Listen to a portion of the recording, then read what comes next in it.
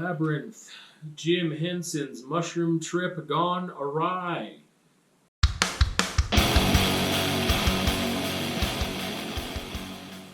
Labyrinth, released in 1986, written and directed by Jim Henson.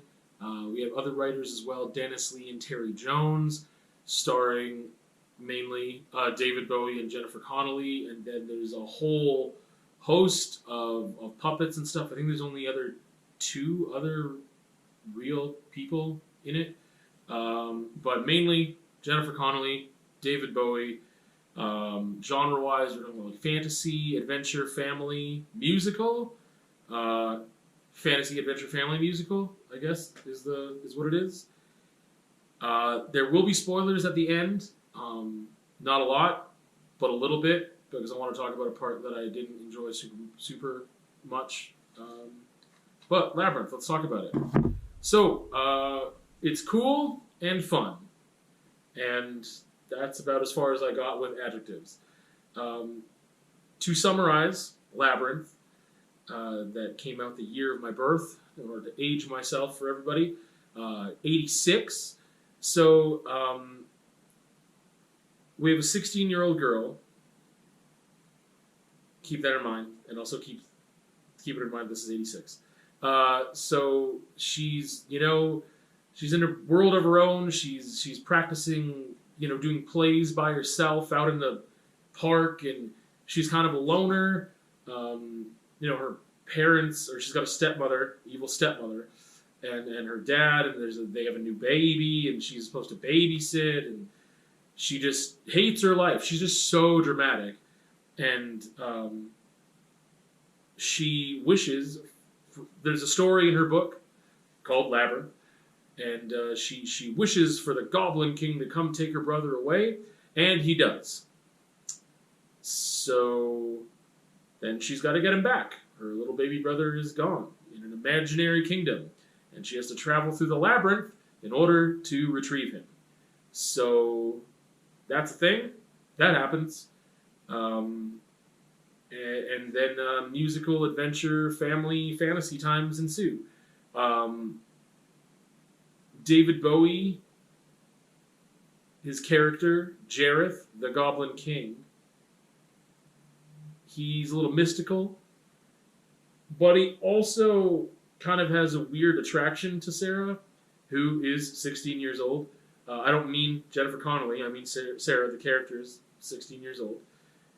So it's a little weird because the Goblin King, David Bowie, is a very much adult man, or goblin that looks just like a man. It's just David Bowie, so that's a little odd, because sometimes that's weird. Didn't age super well, but that's what it is. I guess it depends. If he looked more like a goblin, it'd be different. But there's something mysterious and romantic about him, the way that he's portrayed, and it's David Bowie, and he's got David Bowie energy, which is mystical and sexual. I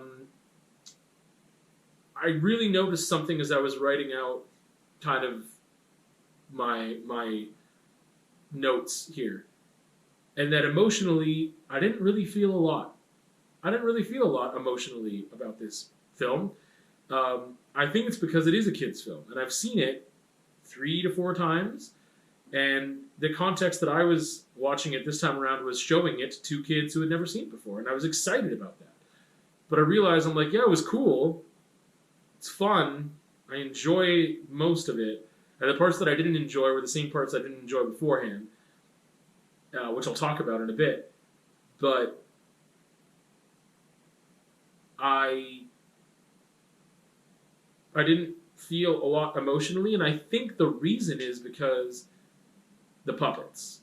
I think that there are fantasy movies that I can feel emotionally, whatever, but I don't feel like I relate to Sarah. You have very few characters. I don't feel like she's incredibly relatable to me, even though I might act like a really dramatic teenage girl sometimes, but I don't relate to her. And I definitely don't relate to the Goblin King. So, I shouldn't say definitely, I just don't enough. So I think that's one of the things, is that it's this fantasy story And it's cool and it's fun, but for adults who maybe are looking for more, I mean, like, I can't relate to it. So therefore, how do I enjoy the film on another level other than very surface? And it doesn't just give me a lot emotionally to attach to. Target audience, I would say kids. I would say people who really enjoy puppets. If you enjoy David Bowie, if you enjoy musicals, I think it's a nice introduction to fantasy. In a way, it's kind of silly, it's kind of fun. There's nothing too heavy there, and it kind of introduces some fantastical elements without going ultra mega high fantasy.